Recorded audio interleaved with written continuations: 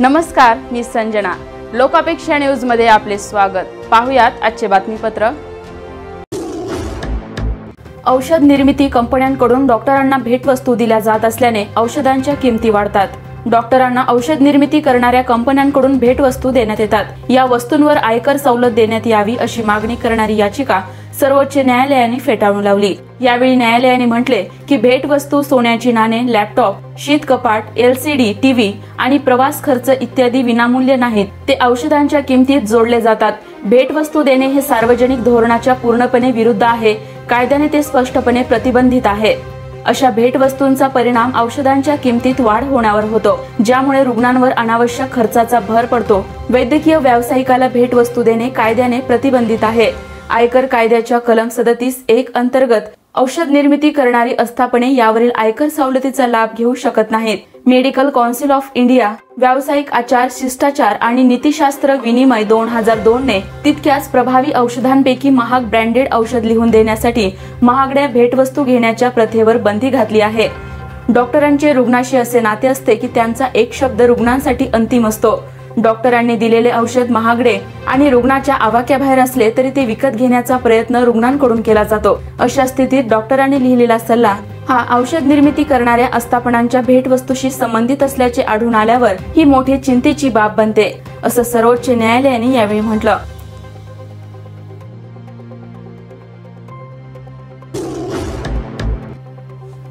बोर्डाच्या प्रश्नपत्रिका घेऊन जाणाऱ्या टेम्पोला आग लागल्यामुळे आगीत संपूर्ण प्रश्नपत्रिका जळून खाक.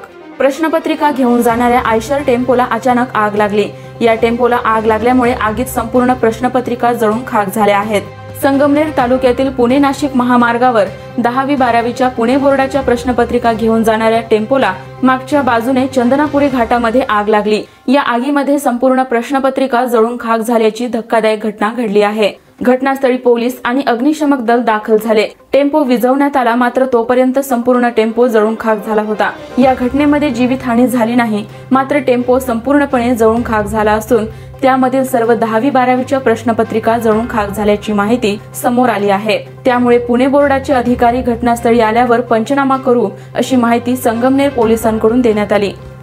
दरम्यान प्रश्नपत्रिका जळून खाक झाल्याने 12वीच्या परीक्षा पुढे ढकलाव्या लागतील का असा प्रश्न निर्माण झाला. 12वीच्या परीक्षा हा संवेदनशील विषय असल्याने विद्यार्थी आणि पालकांमध्ये गोंधळ निर्माण होऊ शकतो, परंतु विद्यार्थ्यांनी परीक्षेची चिंता करू नये असं राज्य मंडळाच्या अधिकाऱ्यांकडून सांगितले जात आहे. दारूचे अवैध अड्डे शोधण्यासाठी हेलिकॉप्टरचा वापर. राज्य सरकारने नवीन मार्गाचा अवलंब केला. बिहारमध्ये दारूबंदी आहे, पण यातही अनेक ठिकाणी दारूचे अवैध अड्डे सुरू आहेत. बिहार पोलिसांनी फ्लाइंग स्क्वॉड आणि ड्रोनद्वारे अवैध दारू अड्डे शोधण्याची प्रक्रिया सुरू केली आहे.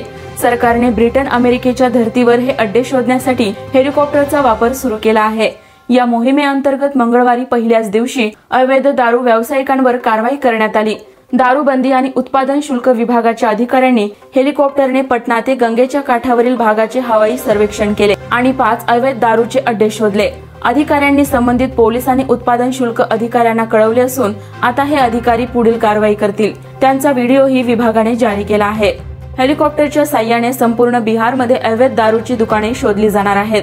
तसंच त्या भागातील पोलीस आणि इतर अधिकाऱ्यांना सांगून ते अड्डे उद्ध्वस्त केले जातील. दारूबंदी विभागाने तयार केलेल्या आराखड्यानुसार बक्सर ते कटिहार आणि गंगा नदीपर्यंत 11 भागात सतत सर्वेक्षण केले जाणार आहे. हेलिकॉप्टरमध्ये पायलटसह 5 लोक बसू शकतात. हे हेलिकॉप्टर दररोज 6 ते 7 तास सतत ऑपरेशन करू शकते. प्रत्येक तासाला 75,000 ते 1 लाख रुपये खर्च येईल. हवाई सर्वेक्षणादरम्यान उत्पादन विभागाच्या अधिकाऱ्यांसह अभियंते आणि सपोर्ट डिटेक्शन तज्ञ देखील उपस्थित राहणार आहेत. सपोर्ट डिटेक्शन तज्ञ क्षेत्र ओळखतील आणि ठिकाण चिन्हांकित करतील. दारूबंदीनंतरही बिहारमध्ये सतत बनावट दारू पिऊन अनेकांना जीव गमवावा लागला आहे. 2022 मध्येही विषारू दारूचा कहर सुरूच आहे. जानेवारीच्या पहिल्याच दिवशी नालंदामध्ये 14 जणांचा मृत्यू झाला होता. दुकाने आणि आस्थापनांना मराठी भाषेत पाट्या लावणे बंधनकारक. व्यापारी संघटनेला उच्च न्यायालयाने फटकारले. राज्यातील दुकाने आणि आस्थापनांना मराठी भाषेत पाट्या लावणे बंधनकारक करण्याच्या राज्य सरकारच्या निर्णयाला आव्हान देणाऱ्या व्यापारी संघटनेला उच्च न्यायालयाने सुनावत त्यांची याचिका फेटाळली. तसंच त्यांना 25,000 रुपयांचा दंड ठोठावत दंडाची रक्कम मुख्यमंत्री सहाय्यता निधीमध्ये जमा करण्याचे निर्देश दिले. न्यायमूर्ती गौतम पटेल आणि न्यायमूर्ती माधव जमादार यांच्या खंडपीठाने राज्य सरकारचा मराठी पाठांबाबतचा निर्णय कायम केला. राज्य सरकारने 12 जानेवारी रोजी मंत्रिमंडळात मराठी पाट्यांविषयी निर्णय घेतला. त्यानुसार महाराष्ट्र दुकाने आणि आस्थापना अधिनियम 2017 मध्ये सुधारणा करण्याचा निर्णय घेतला. या निर्णयाला व्यापारी संघटनेने उच्च न्यायालयात आव्हान दिले, मात्र न्यायालयाने त्यांची याचिका फेटाळली.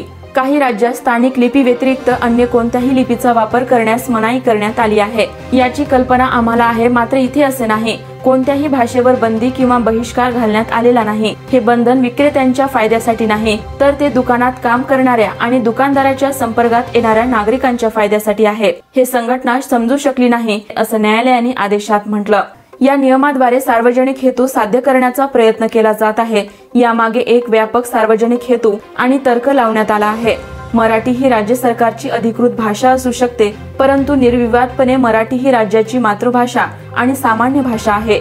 ही भाषा अत्यंत समृद्ध आहे आणि या भाषेच्या वैविध्यपूर्ण संस्कृतीत परंपरा आहेत, ज्या साहित्यापासून नाटकापर्यंत आणि त्याही पलीकडे प्रत्येक क्षेत्रात विस्तारलेल्या आहेत. मराठीत असे ग्रंथ आहेत जे देवनागरी लिपीत व्यक्त केले आहेत आणि लिहिले आहेत, असे निरीक्षण न्यायालयाने नोंदवले आहे.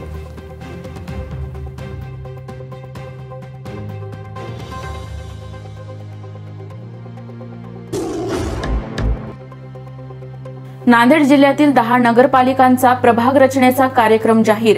राज्यातील एप्रिल 2020 ते मार्च 2022 या कालावधीत मुदत संपलेल्या आणि मुदत पूर्ण होणाऱ्या तसेच नवनिर्मित अशा एकूण 208 नगरपालिकांच्या सदस्यपदाच्या सार्वत्रिक निवडणुकांसाठी राज्य निवडणूक आयोगाने प्रभाग रचनेचा कार्यक्रम जाहीर केला. यामध्ये नांदेड जिल्ह्यातील 10 नगरपालिकांचा देखील समावेश आहे. राज्य निवडणूक आयोगाचे सचिव किरण कुरुंदकर यांनी मंगळवारी प्रभाग रचनेचा कार्यक्रम जाहीर केला. यामध्ये अ वर्गातील एकूण 16, ब वर्गातील 68, क वर्गातील 120 तसंच नवनिर्मिती 4 नगरपालिकांच्या सदस्यपदाच्या सार्वत्रिक निवडणुकांसाठी प्रभाग रचनेचा कार्यक्रम जाहीर केला आहे. राज्यातील अ, ब आणि क वर्ग नगरपालिकांसाठी प्रारूप प्रभाग रचनेची प्रक्रिया दिनांक 2 मार्च पासून सुरू होणार आहे. प्रारूप प्रभाग रचनेचा प्रस्ताव मुख्याधिकारी जिल्हाधिकाऱ्यांमार्फत राज्य निवडणूक आयुक्तांकडे सादर करतील. 7 मार्च पर्यंत त्या प्रस्तावास राज्य निवडणूक आयुक्त मान्यता देतील. 10 मार्च रोजी प्रारूप प्रभाग रचना प्रसिद्ध केल्या जाणार असून तारीख 10 ते 17 मार्च दरम्यान हरकती आणि सूचना मागवल्या जातील. आलेल्या हरकती आणि सूचनांवरून 22 मार्च पर्यंत जिल्हाधिकारी सुनावणी घेतील आणि आपला अहवाल 25 एप्रिल पर्यंत आयोगाकडे पाठवतील. 1 एप्रिल पर्यंत अंतिम प्रभाग रचनेस मान्यता बहाल केली जाईल. नांदेड जिल्ह्यातील 10 नगरपालिकांचा समावेश आहे. त्यात देगलूर, भोकर, बिलोली, धर्माबाद, हदगाव, कंधार, कुंडलवाडी, मुदखेड, मुखेड आणि उमरी नगरपालिकेचा समावेश आहे. यातील देगलूर नगरपालिका ब वर्गातील तर उर्वरित 9 नगरपालिका क वर्गातील आहेत. निवडणूक आयोगाच्या या आदेशानंतर या 10 नगरपालिकातील राजकारणाला गती येणार आहे. महाराष्ट्रातील 41.65 लाख बनावट शिधापत्रिकेसह देशभरात 428 कोटी बनावट शिधापत्रिका रद्द. महाराष्ट्र राज्यात 7 कोटीहून अधिक लोक सार्वजनिक वितरण व्यवस्थेअंतर्गत स्वस्त रेशन आणि इतर लाभ घेत आहेत. मात्र राज्यात अनेक जण बनावट शिधापत्रिकांच्या माध्यमातून योजनांचा लाभ घेत असून रेशन कार्डचा गैरवापर झाल्याची प्रकरणेही समोर आली आहेत. गेल्या 7 वर्षात राज्यात 41.65हून अधिक शिधापत्रिका मान्यता प्राप्त आणि रद्द करण्यात आल्या आहेत. या मालिकेत उत्तर प्रदेशमध्ये 1.70 कोटीहून अधिक बनावट शिधापत्रिका शोधून ती रद्द करण्यात आली आहेत. अन्न आणि सार्वजनिक वितरण मंत्रालयाच्या आकडेवारीनुसार 2015 पासून देशभरात 428 कोटी बनावट शिधापत्रिका रद्द करण्यात आल्या आहेत. त्यापैकी 1.70 कोटी युपी मध्ये आढळून आल्या, जे एकूण बनावट रेशनच्या सुमारे 40% आहेत. हे कार्ड महाराष्ट्रात 41.65 लाख म्हणजे 9.72%, पश्चिम बंगालमध्ये 4.10, 9.6% अशा बनावट शिधापत्रिका रद्द करण्यात आल्या आहेत. मध्य प्रदेशात 23.56 लाख, राजस्थानमध्ये 22.66 लाख रेशन कार्ड फसवणूक झाली. मात्र बिहारमध्ये 7.54 लाख बनावट कार्ड ओळखण्यात आले. 75% ग्रामीण आणि 50% शहरी लोकांना कार्डचा लाभ देण्याची तरतूद करण्यात आली आहे। त्यानुसार 2011च्या जनगणनेनुसार लाभार्थ्यांची संख्या 1.35 कोटी आहे। देशभरात 79.51 कोटी शिधापत्रिका जारी करण्यात आल्या आहेत। केंद्र सरकारने दिलेल्या आकडेवारीनुसार देशभरात अन्न सुरक्षा अंतर्गत 79.51 कोटी शिधापत्रिका जारी करण्यात आल्या आहेत। त्यापैकी 14.71 कोटी यूपीच्या लोकांना, 8.71 कोटी बिहारला आणि 7 कोटीहून अधिक महाराष्ट्राला देण्यात आले आहेत। याशिवाय पश्चिम बंगालमध्ये 6.1 कोटी, मध्य प्रदेशात 4.82 आणि राजस्थानमध्ये 4.4 कोटीपेक्षा जास्त शिधापत्रिका जारी करण्यात आल्या आहेत।